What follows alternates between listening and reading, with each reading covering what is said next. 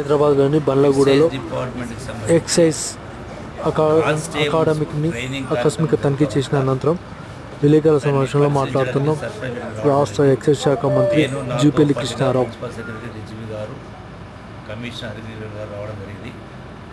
వాళ్ళకు క్లాసులు జరుగుతూ ఉన్నాయి.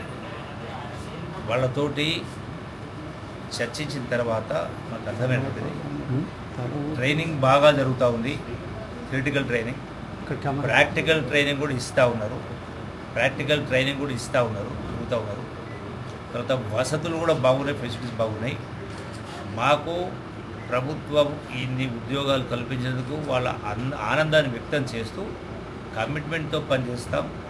సమాజంలో ఉన్నటువంటి ఈనాడు డ్రగ్స్ మహమ్మారి ఉందో దాన్ని పారదోలడానికి మా శక్తి వంచన లేకుండా సిన్సియర్గా నిజాయితీగా పనిచేస్తామని చెప్పని వాళ్ళందరూ కూడా ఇక్కడ చెప్పడం జరిగింది.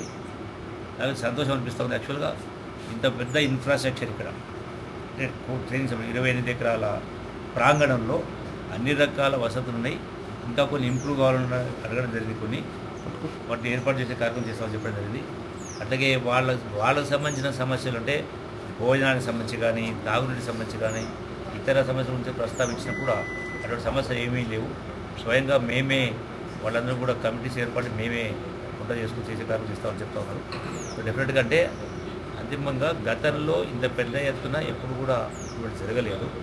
ఈనాడు గౌరవ ముఖ్యమంత్రి రేవంత్ రెడ్డి గారి నాయకత్వాన ఈ యొక్క రిక్రూట్మెంట్ జరిగినాయి. పర్ఫెక్ట్గా ట్రైనింగ్ కూడా ఇచ్చే ఏర్పాటు చేస్తాము. ట్రైనింగ్ 3 మాసాల ట్రైనింగ్ పూర్తిగానే వీళ్ళు ఇందులో చేరే కార్యక్రమం చేస్తారు. కాకపోతే ఇంకా ట్రైనింగ్ ఎక్కువ ఇవ్వడానికి, సైమల్టేనియస్గా ఎక్కువ బ్యాచ్లు ఇవ్వడానికి కొన్ని సమస్యలు ఉన్నాయి. వాటిని కూడా అధిగమించే కార్యక్రమం చేస్తాం. Thank you sir. ఇప్పటికే కట్టడి బాగా చేశారు ఏది గంజాయి, డ్రగ్స్. ఇంకా ఏమైనా కొత్తగా టెక్నాలజీతో ఇంకా ఏమైనా ఎన్ని మార్గాలు ఉంటే అన్ని మార్గాలు అన్వేషిస్తాం.